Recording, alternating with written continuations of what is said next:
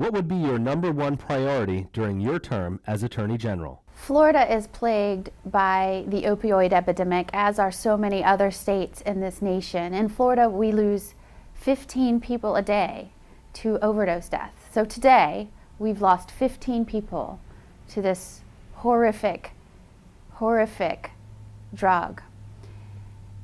As Attorney General, as the top cop, as the top prosecutor, I would work with law enforcement and service providers across the state to make sure that the resources we've been allocated are being used in an effective way, and that we are treating this epidemic in a database, coordinated approach so that we can ensure the health and safety of Floridians, not only for this generation, for generations to come. What is the one thing that Florida needs to get right in order to remain competitive in 2030? Florida needs a business climate that understands that when there are problems, arguments, litigation that arises, that it can be resolved in a predictable and an efficient way.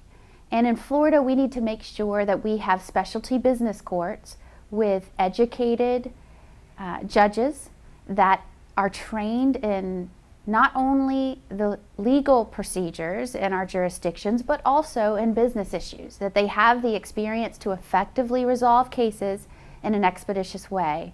And so as the top legal officer in the state of Florida, I would make this one of my top priorities in working with the business communities and our government to ensure that we have business courts across the state of Florida.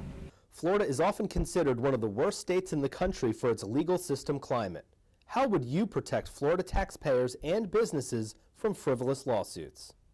We need a court system that can identify such lawsuits and then judges that are willing to resolve these disputes and dismiss such cases at an early stage.